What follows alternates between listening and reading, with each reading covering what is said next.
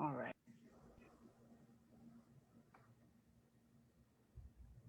It's connecting to Facebook, guys. So you're connected on the No, Zoom mine in. says webinar is now streaming live on Facebook. Oh, okay. Mine just went live. There we go. All right. Okay, there is a Let's little try this delay. again. Let's try this again. Hello, everyone. Happy Tuesday. Thank you so much for tuning in today. I'm very excited to be back. Let me just reintroduce myself. You can see my, wait, let me go. There we go. My title over there. Oh, there we go. So I'm Charmaine Branch. I'm the marketing manager for NACE National. I'm excited to be back for our event today. We have an amazing panel. I'm gonna go ahead and introduce them. So we have Alea Harris. She's the chair for the Black Caucus Committee. Candace Roberts and Danielle DeTiege. In a few minutes, we'll have Lance Panton. He'll be joining as well. So each one of these members serve on our Black Caucus Committee. And between the four of them, I guarantee that you'll have a lot of information to use today. So I encourage you to use if you're like me, I use my notes app, your notepad, whatever you use to take notes, get ready to jot down some useful information. As a reminder, today's topic is stepping outside of your box to increase your income, which will focus on the best networking practices. So with that, let's go ahead and just jump in and get right to it. All right, so my first question today for our lovely panel, what are some of the ways that people are held back when they don't have a network? I think that, Go oh, ahead, I'm sorry, you wanna go ahead, Candace? Go ahead, Candace, take it. Yay! I think some of the ways that we are held back when we don't have a network, at least from my experience, I was brand new to the DMV not too long ago, and I was trying to get out there. Starting out, I didn't know what was available to me, which networks actually felt welcoming and where I could go and feel safe. As outgoing as I am also very awkward. So being able to step out and have folks say, oh, well, the Black Caucus is available to you. That's how I met Alea, or NACE is available to you. That just kind of came from word of mouth, but that did put me at a slight disadvantage when I didn't have those things. I was just kind of out here in the world, not knowing which way to go. So, yeah. For me, I think that you're not really in the industry until you're connected with the industry. So you can be a business owner of a wedding venue, but until you really know the planners and the caterers and the other wedding venues in the area, you're really on an island to yourself. And you're not even able to make as good of business decisions. Like, what is the best practice in your market? Where should you be pricing your services? What level of service, customer service, are people expecting for you to have? All of those types of questions get answered, or at least batted around and discussed wholeheartedly when you're able to be part of a networking organization. A lot of the times, especially Black business owners, we stay in our little bubble, right? And we think that the only way to move forward is to make sure that we sell to every cousin and every family member and every coworker, because we're, trying to get our side hustle on, right? And there's so much bigger and so much more out there. If you are the smartest person in the room because you're in the room by yourself, you need to get another room and get in the room with people who have been doing this for 10 years, run multi-million-dollar businesses, have multiple locations. There are wedding planners that have different offices across the United States. Hang out with those people who are also BT Dubs members of NACE, and you'll be able to see what's possible out there for you, rather than feeling stuck inside your little bubble and you don't even sometimes know you're stuck. And I would say something very similar to what Alea just said. When you're not a part of a network, you are limiting your options. And a lot of times, the places you need to be, the rooms that you need to be being mentioned in, are not people that you already know. And so by networking, your business, your name,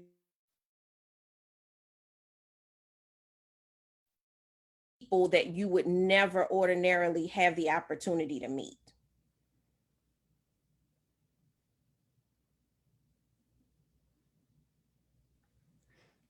Yeah. And welcome, Absolutely. Lance. Thanks for joining us. I was just Oh, going to say, thanks. welcome Glad to to the be here. stage. Hey, Well, since you just popped in, I'll go ahead and repeat the question for you. So what are some of the ways that people are held back when they don't have a network? I think in your respective markets, it becomes a lot of our connections to industry at work becomes who you know. A lot of us do jobs in categories where, 10, 12, 20, 30, 40, 50 other people do it. And your social media and post and portfolio only shows so much. So when people know you, when they know the person behind the job, that gives them an additional connection and a connection that can't be duplicated by anybody else. So I think that is the top reason to network, so people know the person behind the process. Absolutely. Sorry, my mute button is not cooperating today. um, but yes, I think that's some great feedback. So now that people know why they're held back when they network, what are some of the benefits of networking?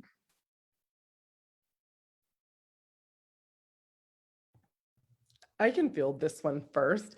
I think that networking, so let me put it to you this way. This is the first time I've been traveling since Cater Source 2020. I'm in North Carolina right now. I'm originally from Los Angeles. I got picked up at the airport and and had the best dinner ever by Megan Gillikin. She owns the Southern Soiree and the Planner's Vault. I had never met Megan in person until yesterday. However, Megan and I have made thousands of dollars together. Actually, we've partnered together, we advise each other on business opportunities, and all of that happened because we were networking virtually. And I have now not just someone who I network with a friend, with someone who I can do business and life with, and we can figure it all out. Without that, again, like I said before, you're kind of like removed from the conversation. With Megan, she'd be like, oh yeah, did you hear about this? Ooh, yeah, I'm speaking there, you going there. Ooh, yeah, what topics did you say? Because mine are like, I don't know. You have people that you don't feel like all of the bright ideas have to come from you. And when you go to a different place, you have folks to hang out with and build business and do business with. So I love that aspect of networking, because you never know when the next bright idea or opportunity is going to come and who it's going to come from. To kind of add to that, I would say you gain a sort of allyship, people who have your back when you're going through the sort of like the waves of life. For example, going through COVID, having networks basically kept me employed. And being able to say, hey, I'm able to lean on my partners or my allies gave me the advantage to still be confident when everything was so uncertain. It's sort of gaining success partners in your field. And with success partners, there's nothing that you can't do, especially, again, during times of uncertainty.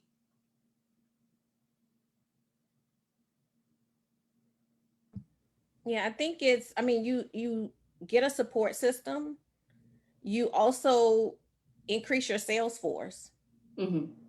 And then it's just opportunities. Like, I made a shift during COVID, and as I was making that shift without really outwardly announcing that, opportunities came my way because of people that I network with. They were like, hey, you have an interesting story, come be on this podcast. Hey, this, so just having that, it's just, we are in this alone a lot of times, or with a small team as business owners. And now you have this greater force that's around you that can support you. And then a lot of times they're not in the same industry as you. So they may bring something to the table that you never thought about, because we're, all in the same industry. Sometimes you may, or even within the industry, we do different things, but all event planners may be thinking this one thing, and then somebody else comes in, that's a DJ, and throws in this other, thought process. And you're like, wait, I never thought about that. So it's just a sounding board and a community that you wouldn't otherwise have.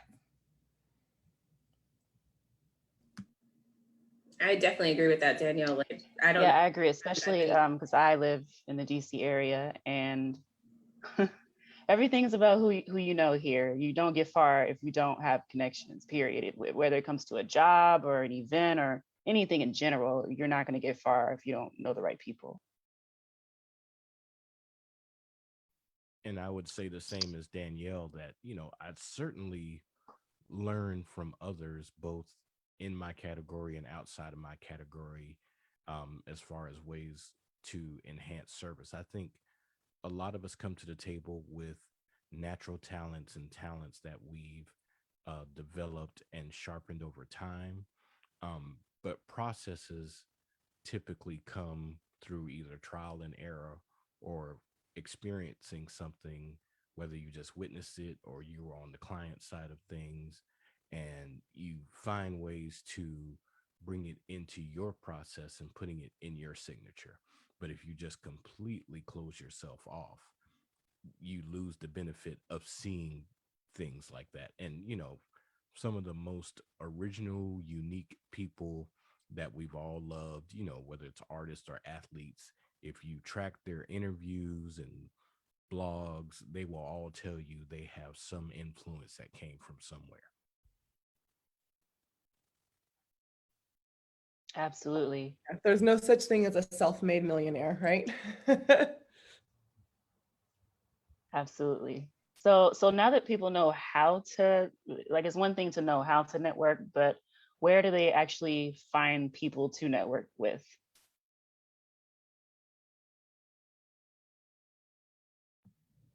I would say, one, start within your industry, because there are professional groups that are, a part of your industry, whether it's a group like NACE, or if it's, social media groups, whatever it is, start with your industry first. But you can always expand outside of that, because you're going to have local chambers and, other community groups, and go test them out. Like, it never hurts to go. Every group that I know of has some sort of visitors policy. So it never hurts to just go attend a meeting, get a feel for it, and find out if it's the right fit. Maybe go to, 2 or 3 meetings, before you make a decision. But, you know, find out if it's a good fit for you. And just give it a try. The only way you can learn something is giving it a try. I would say that the best way to find those groups is to find people who are having the conversations that you want to have, by way of expanding your mind just a little bit. So you want to have conversations about diversity and inclusion within the event industry. A lot of the times you can find those keywords by just Googling in LinkedIn, or you can Google them within Twitter. If you're sitting on your phone and you're on Twitter anyways, a lot of the times those people who are in that field or in that industry are hashtagging those things. So you can do that by way of tags. And you can also connect by making your own posts, your own statements, using your own voice to connect with others within your industry. And a lot of the times we all want to gravitate towards each other anyway. So if it's natural, then it's going to be natural. And don't wait Oh, go ahead. on a oh, I'm sorry. Don't wait on a personal invitation. Sometimes the fact that there may not be one has nothing to do with anything personal. And take, for instance, the stock market. The stock market doesn't do personal invitations, but money's being made over there every day. And Ooh, if you want to speak of make that, money, that's a whole nother webinar. and if it's something you want to get in, and again, using the stock market as an example, it takes self-initiative to step forward and get involved. And I would say the same of industry. If things that you make money from and get joy from are being discussed, that is your invitation. No need to wait on a person. Absolutely. And you know, kind of combining what you're saying, Candace, and what you're saying, Lance, this is where you guys are on my screen, by the way. Um, you can be the first too, right? So if you are like, there's nothing here, there is an organization, but I'm afraid of being the only Black or brown face there, you might need to be the first and then pave the way for other people to come alongside of you. And yes, it might be a little bit uncomfortable, but then think of the dramatic change you can make in the lives of so many business owners when you do that. Yeah, and I would also add a couple things actually. Sometimes a phrase comes up, I'm not giving them my money. That's not what you're doing. You are I'm gonna go purchasing on your mute. way into the process. You know, don't look at it like that. Leah made me forget my second thought, so I'll stop there. I agree. Yes. I want to kind of piggyback on that, Lance. I mean, you don't limit yourself because of, you know, other things, the other baggage. You know what I'm saying? Like if it's an avenue to get you where you need to go, don't limit yourself because of you think about it like that, like what Lance said, like you're thinking about, oh, I'm not going, you know, don't box yourself in that way. That's just not, it's not helping you in the long run. It's not helping your growth. But you know, back to the original question, another thing that I wanted to add was just look at the people that are where you want to be and try to find out what organizations do they belong to, what are they doing, and try to, you know, navigate that way because they've gotten to where you want to be. So look at some of the places that they are. Yeah, so to add to this, in the DMV area, Facebook groups are a huge thing here. And you can pretty much find a Facebook group based off of anything you like, anything you want to do, any goal you want, you type it in and it pops up. And so when I first moved here, um, the only way I could meet people was by joining Facebook groups to make friends. But I didn't just make friends, I made connections. And then those connections were able to help me find a job. And that connection was able to help me redo my resume. So yeah, I think Facebook groups is another good outlet as well. So moving away from finding the people to network with, going just a little deeper. So where do you start the conversation?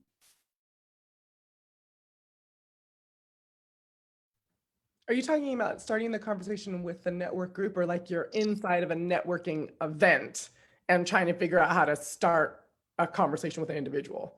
Yes, correct. The second The part. second. Well, go ahead, Candace. We need to get like a rotation going. Or maybe Charmaine, can you call on people? Because Yeah. man, this is getting clumsy. Sure. Well, in the order I can see you all, Candace first. Oh, okay. Me first. I think the conversation starts with hello, honestly. And a lot of the times when you're willing to step outside of your comfort box and just greet a person, a lot of the times the conversation just flows. And that sounds more simple than maybe it feels, but honestly, that's where you start. And then from there, gauge their interests. You know, sort of step outside of our own selfishness that happens when we walk into an event, because when you're walking into an event, you're thinking, I do this, I have this goal, I have this. And then once you meet someone, you end up talking about yourself the whole time and you don't know what happened when they walked away. And you don't have that business card, you don't have that that LinkedIn ad, and you're like, wait, so you're not gonna follow me on Instagram? So one, say hello and take a genuine interest with the person that you're having a conversation with. All right, Danielle. I think for me, I'm an introvert, so it is like a, you know, a little much. But I've gotten used to it, and you know, like Candace said, yes, just start with hello. The other thing that I found very useful is I rarely talk about myself. And you know, that may seem odd because you're going to an event to meet people, but a lot of times, you know, everybody's kind of on that guard of everyone's trying to sell me something. So I come into the conversation just like I would at a cocktail party. And, I'm going to start with hi, and I might, ask them about themselves, or I might compliment them in some way. But I rarely talk about myself. I wait until someone asked me about me before I talk about myself. And I find that it creates greater relationships with people because they feel like you're actually listening to them and you're engaged in what they're doing. And usually, even in my responses, they kind of follow what they may have said. So they may have mentioned, that they have a child, that's similar in age to my child. So we may start talking about that.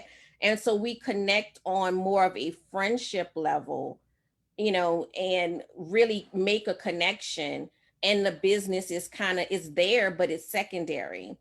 And one thing that I found with that is, like, when I go back to that same group, before I get a chance to say what I do, that person that I met at the last event is like, oh my God, that's Danielle. She does amazing balloons and blah, blah, blah. I've never done an event for them or worked with them. I just met them at this last meeting, but now it's a friendship relationship. And so it's a little bit deeper than just this person that shoved a card in my face. Yeah, I love that. Alea? I'm actually going to say a thing that I got from Danielle is to pick something that you like about the person and just strike up the conversation. Love those shoes, girl. Where are those from? Right? Ooh, your curls are popping today. Like, whatever it is, I always respond to that one, BT Dibs.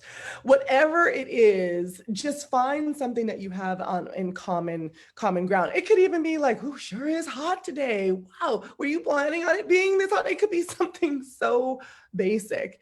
It's funny because up until 3 days ago, I would have said, oh yeah, I'm an extrovert. In fact, when we were getting ready for this call, we all kind of were talking about who's an introvert or extrovert. My husband begs to disagree. He was like, well, you are sometimes, but in other times you just really like to be to yourself. You are more of an ambivert.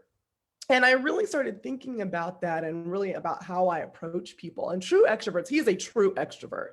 He doesn't really care who you are, what you do. You are going to have a conversation with him. For me, I find it easier to enter into a conversation like from the perspective of what Danielle was saying, where I'm totally just into that other person. Like, wow, this is like the coolest person. My goal is I can't wait to find out all about you. Right? Tell me about your business. Tell me about your dreams. Oh, how did that work for you? Tell me that story. Tell me this.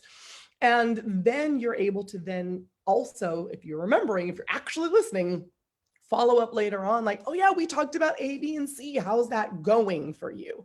So it's listening and also slightly strategic, because then if you're able to follow up in that conversation and build that relationship, you have something to build it upon. Listening, I think, is not a skill that people cultivate often nowadays.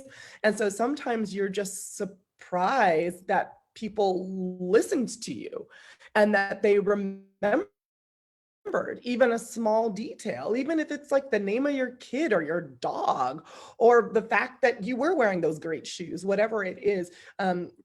Greater relationships have been built on less. Yes, all these nuggets. I love that. And Lance?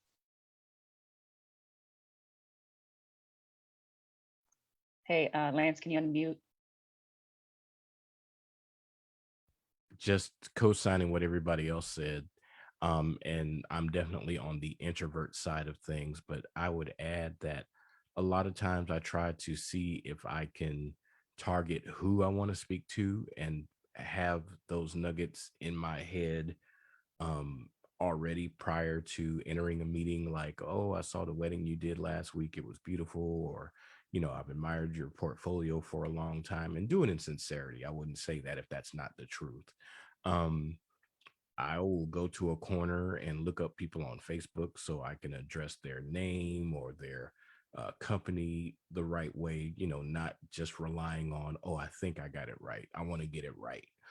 Just being in those rooms, especially when it's your first time, or it may be a one-off and your only opportunity to be in a room, you want to get it right. And there are opportunities, especially in crowded rooms, to get what you need to get in your mind and get your confidence up.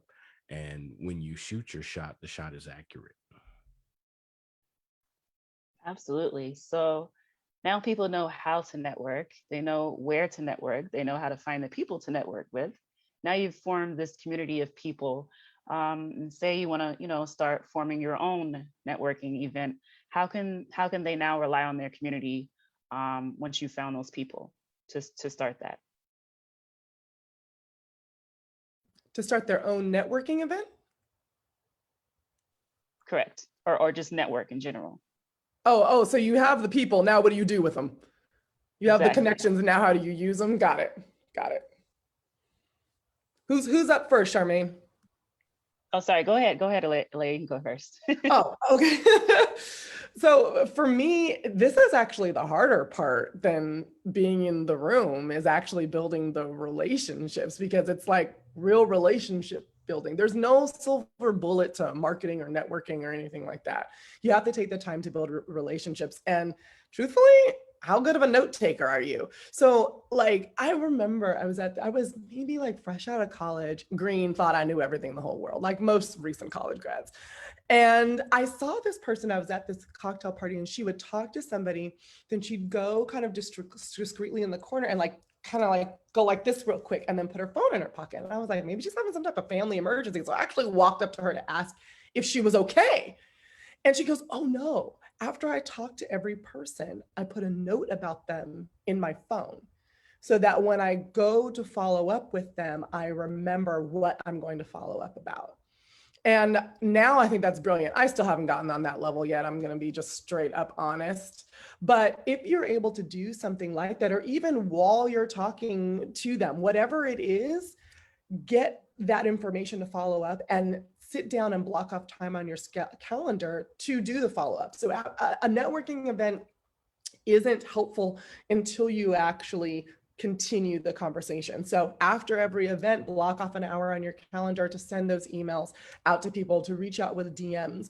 And when you do that, I recommend using a link like Calendly to book a virtual coffee session with them, 15-minute slots, especially for networking, right? So just so that you can keep it going. By the way, Calendly is a Black-owned business, so that is why that's the one that I recommend. There are lots of calendar links out there, right? But make it as easy as possible for the person that you're networking with, so you're not going back and forth and trying to find a time and figure out what's happening.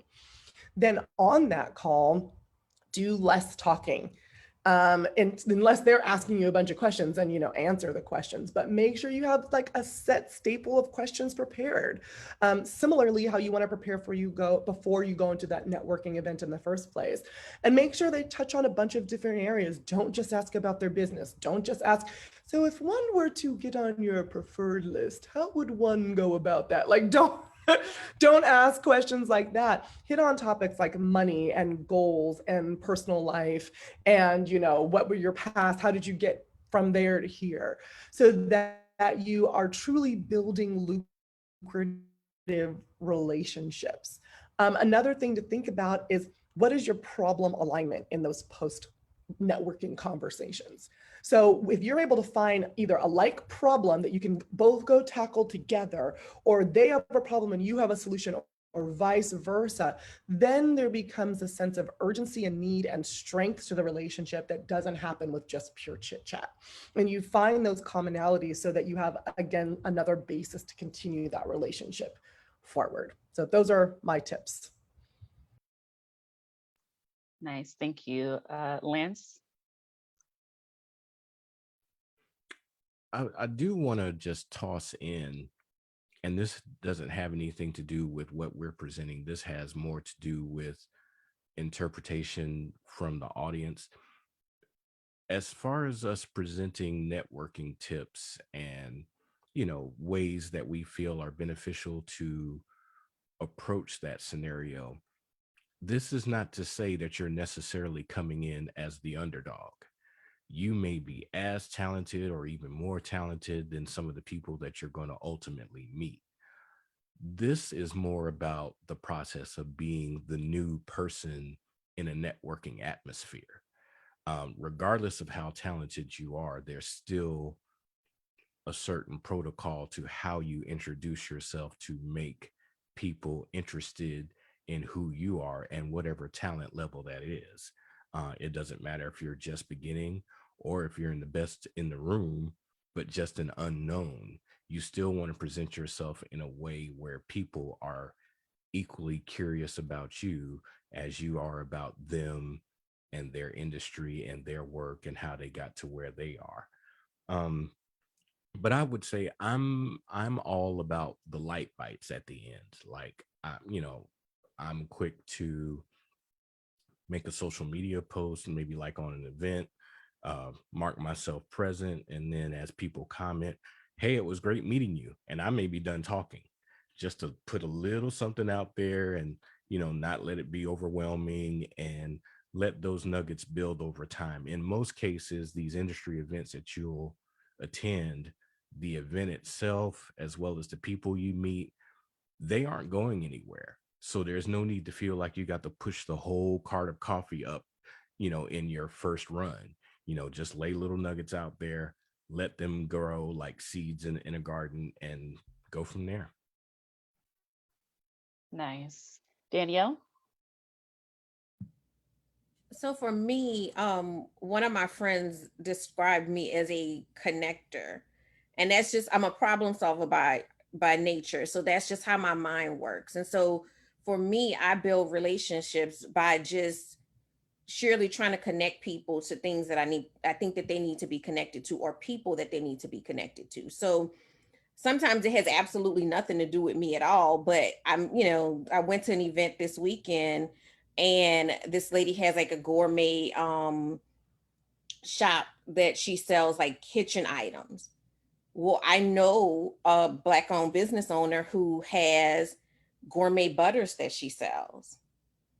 So after the event was over, I'm talking to the owner and I'm like, well, do you sell refrigerated products? And she says, well, not yet. I said, well, and I told her about this young lady. And so then I introduced them via email. But stuff like that, like, the other young lady didn't ask me to do that. She didn't even know I was going to do that. But it's just when you help people, then they see that how genuine you are, and genuinely help people, not with an objective. I didn't do it with any other objective except the fact that I felt like it was a good match. But when you do stuff like that, then people remember you differently because you, like, again, you stand out from the person that's just do business with me, shove a card in your face, do business with me. They feel something different. And so they remember you differently and you connect in a totally different way. So there's a lot of, people I know from networking groups that we, see each other once a month, and in that big group, you don't even always get a chance to really hold a good conversation. But those people are so, connected to me and me to them because of things like that, because of, the genuine moments. So try to be, genuinely helpful and always understand that networking is a mutual relationship. It's not just about you getting what you want out of the relationship. You have to be willing to put in as much as you want to take out.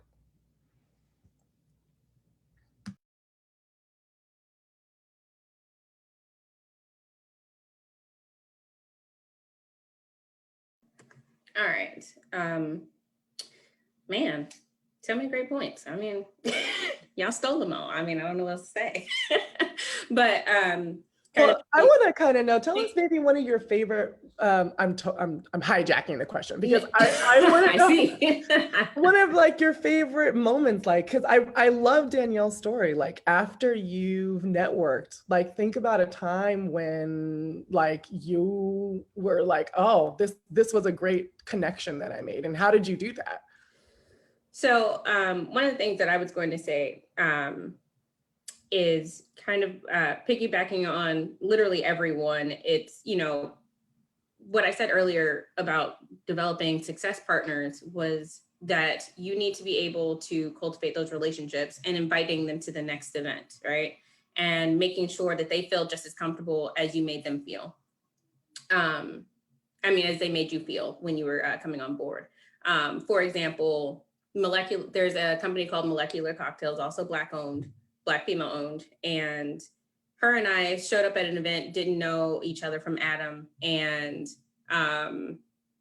she shared a cocktail with me for about a solid hour. And we didn't even notice each other sitting there or standing there.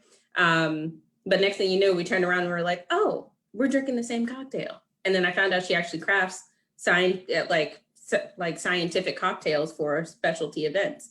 Ever since then, I've been inviting her to things and she's been inviting me to things. At this point, I've been to her house and I've seen her kids and all of those things. So it's been an amazing thing to do once you have sort of that relationship and we sort of lean on each other. So one of the things that I think is very important is that when you have that network, you treat them like they're one of your friends. And if I have something available to me, I'm not going to not share it with you because I look at you as competition. I need to share it with you because that's how we both grow. And then on top of that, like one of the biggest things, at least to me, when you now have this network, is to live up to the hype that you presented to them. You can't say, in my opinion, hey, I do events and I do all these amazing things. And then when they set you up for success in a new environment and space, you don't perform. So really understanding what it is that you can bring to the table and living up to that once you have that connection, because the last thing you want to do is have someone put their name out there for you and you let them down, because then they're not going to want to network with you any further.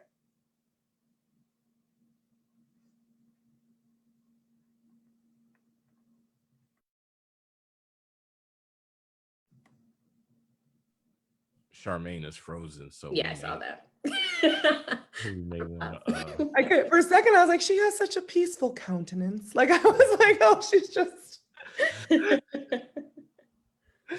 What's been some of your favorite networking moments within NACE? If you can think of like the moment and maybe, you know, what has come out of that moment, any cool things? As I'm asking this question, I'm like having 5 like plop in my head, some with y'all on the call.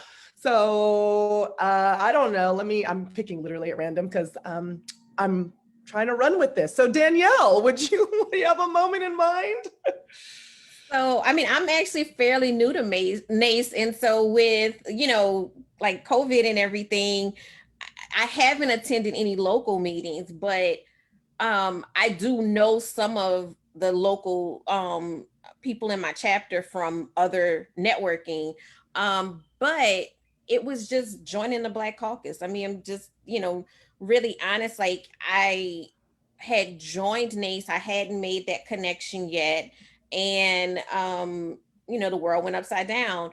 And joining the Black Caucus gave like just a kind of central point, but it also gave that personal touch to, you know, being, you know, how, you know, at the beginning, Lance said, like, don't wait for that invitation.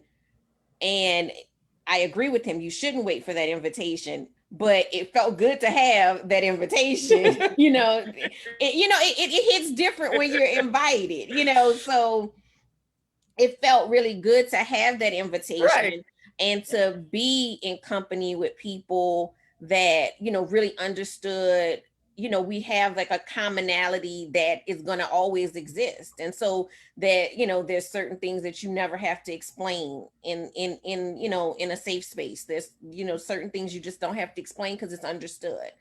And so for me, you know, it's been this connection, and then this connection during such a, you know, unusual time has meant a lot, because it's just so much uncertainty and everything going on in the world. And to have a connection where you can, you know, talk about your business, talk about ways to grow your business, but also just, I mean, we always have fun. I mean, we've not had a single call that, regardless of the topic, we didn't have fun. So for me, that would be my, you know, highlight to, you know, NACE. And then also it made me more involved. It made me want to look into more and, you know, join other things and be more active as opposed to, you know, just kind of like on the sideline. So that's my answer. Sorry, guys. I think I'm back. Can you hear me? You are Yes, we can back. Yeah, hear we you. hear Oh my you. gosh. It's But just your ironically, picture. Your picture's still frozen, but we can hear you. oh, okay. Well, ironically, that was my next question. So thank you for taking over, Aaliyah. We're just that connected, Shirley. But I did want to let the attendees know who are tuned in. If you have any questions, please drop them in the chat. We'll get to Oh, Oh, well, we've lost her, but we're still live on Facebook, according to what I can see. Yeah. uh, I see the well, same. you know what? I'm just going to continue on with the question. Do it. Do it. Right. So one of my favorite moments, again, just like Danielle said, it's just they this is my favorite moment right here. No, one of my favorite moments is the amount of support I got when getting my CPCE. Mm. Was very interesting. And, you know, you had to tailor your mind to the test and not from what you knew of the industry. And coming out of it, once I had it, it was amazing how many people, especially from the Black Caucus side of things, who reached out to me via email personally and said, congratulations. And not only did I feel supported, I felt like what I did was worth it. And now that I'm a part of the Black, oh, thank you. Thank you, Michelle. She was one of the people who really supported me through the entire thing. And then I was able to join this group, and now I feel more connected. And also having opportunities to speak. I rarely speak. I'm usually doing paperwork. So sometimes when I'm hopping on a call, especially like this, I'll fumble over my words and I'm like, wait, I haven't had a conversation in 3 days. So Oh my gosh, you're doing great. So when I have opportunities like this presented to me, I feel included. I feel like I finally found a group of folks that hear me and want to be heard as well, and we can build relationships and really go further in this industry together. Yeah, I love that. Lance, you want to go? Yeah, for me, mine is interesting, but it is truly sincere and in its own way grassroots. So when we had our local NACE awards in 2019 in the Dallas Fort Worth area, we had so many Black winners, which was just, it warms the heart. We had a Black Hall of Fame inductee, we had a Black President's Award, we had a Black Best Committee member, uh, and that's just off the top of my head. I believe there were more, and it got to the point where some of us were joking, like, this is like the Source Awards. They shut this thing down if we're not careful. But it was a joke in good faith because, you know, again, it wasn't so much, you know, because that predates, you know, George Floyd and the events over quarantine. And what it was is we had a board and a body that just recognized talents and people. There was no quote unquote movement, oh, we're going to have some Black winners this year. It was very organic. And that was the most touching thing about it, to have a chapter that was in tune with its membership like that, without having to have a summer of quarantine and George Floyd and other events to recognize beyond the standard face of the industry. We've always been here. The talent's been here. Yep. But the face and the spotlight, just out of pure habit, just has not been shared. And it's nice to see that turn. And it was especially nice to see that again prior to any type of movement having to happen in my local area. That's amazing. I'm actually going to share a story about Lance because I have lots of NACE stories. NACE has been like my road dog from the beginning. But one of the more recent ones is because Lance has put money in my pocket. So we were during the middle of the pandemic, we're like, well, what are we doing? How are we doing? How are we staying afloat? And I was always like, okay, how do I get multiple streams of income? And I had a couple, but I really wanted to get into the stock market. And so Lance brought in a stock market investor to educate the Black Caucus on the foundations of being in the stock market. And then I started asking Lance questions one-on-one via email. And he was like, let me help you. And that was really what NACE is all about, what Lance is all about. Lance is a beautiful, amazing human being, but that's I've experienced that level of community, true support in NACE, and especially from the Black Caucus. And so I started doing swing trading and long-term investments, and like I'm starting to see returns on these investments that I made, and only because I had someone who truly went out of their way to help me without any type of thought like, oh, I'm going to do this, so you're going to do this for me. Like that's like what we've all been talking about. That's what networking really is you actually go out and help just to help and just to get to know people and just to build relationships. And I'm grateful for NACE for allowing me to meet NACE and all the members of the Black Caucus and all of the NACE members who I've had an opportunity to hang out with, because stories like the one that I just told about Lance are beautiful, but beautifully not unique, right? NACE members help and support each other all the time. It's not just something where you're like, you put the logo on your website and you walk away. So that's been that and more, all of the beautiful experiences that I've had. And Oh. first, thank you, Alea. But let me add that I think that's a big part of what people don't see from a distance with NACE and even other organizations. They see the pictures, they see, what gets falsely labeled as the same old crew, and there's that circle again. Yeah. It's not quite that deep. I mean, I know there are some pockets where there may be some legitimacy to that label, but ultimately these people are just friends. Yeah.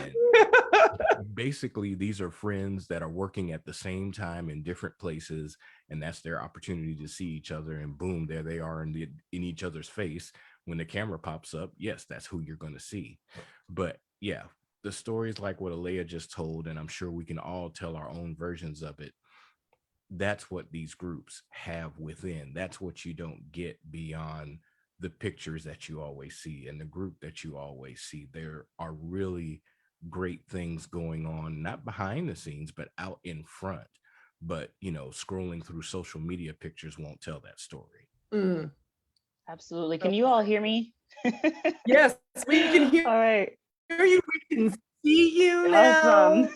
I apologize. This has never happened before on a Facebook Live, but this is a great segue into my last question. And you all plus Alea as the chair can answer for everyone. So what are the benefits of joining the Black Caucus Committee? How can they join? What are some topics you all discuss? Again, for me, it's the support. I can't say it enough that you just innocently looking them up on LinkedIn, someone will respond to you. Like, hey, I know you. You're on Caucus. I'm speaking from experience. And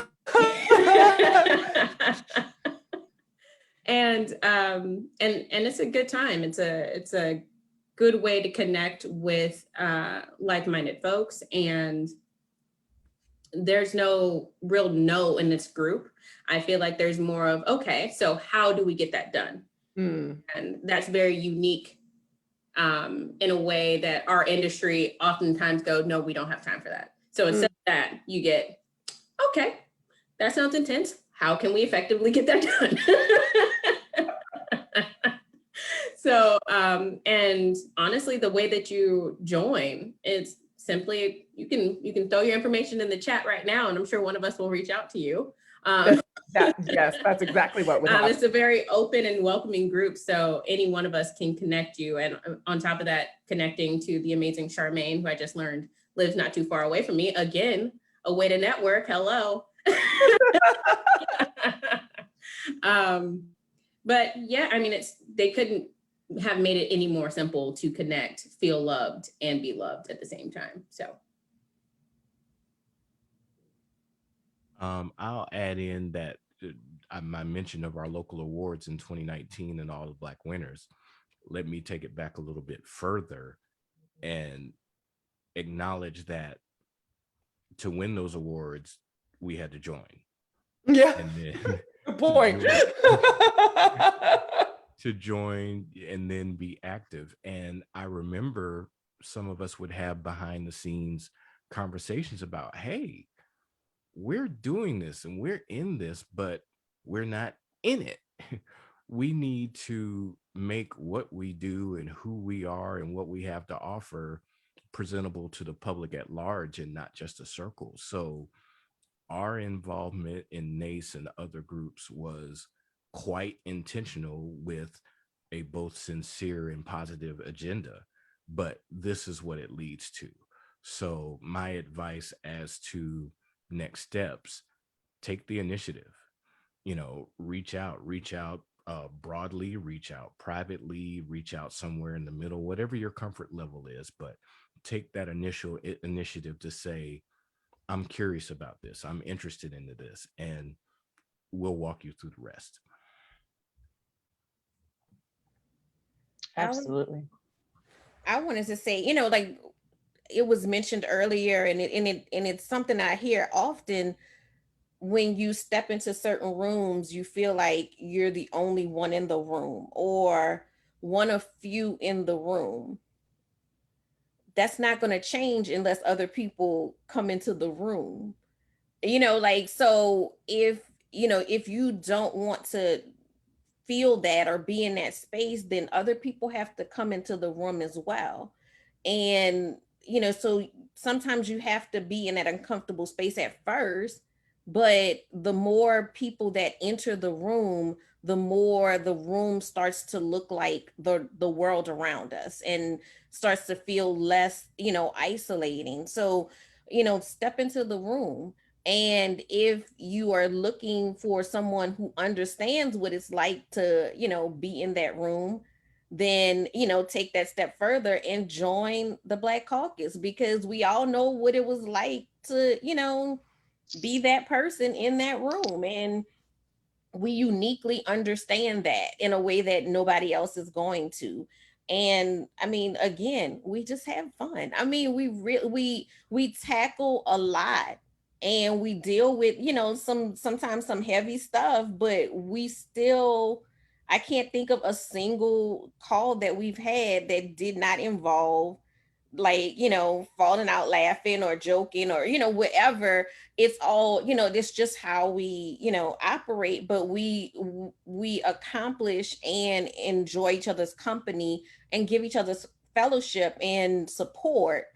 And that support often is sorely needed, because you don't always know that the person sitting next to you understands you.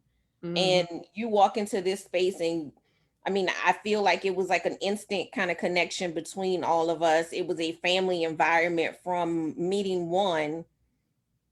And in the world of like Zoom overload, I try not to miss a Black Caucus call. If I miss it, it was there was some money involved or something.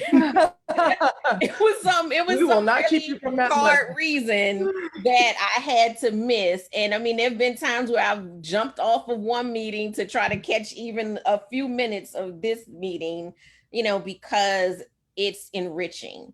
So join NACE, join the Black Caucus, expand. The more that you expand yourself, the more spaces you put yourself into, the more you can grow yourself and your business.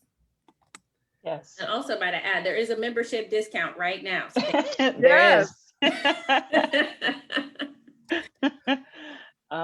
And with that, I think this is a great way to end. I just want to thank each and every member of the panel for coming on today to speak with us. I would also like to thank everyone who tuned in. Thank you for tuning in today. Stay tuned. This committee is always up to amazing things. We have some more coming in the future. Thanks, Bye, everyone. everyone.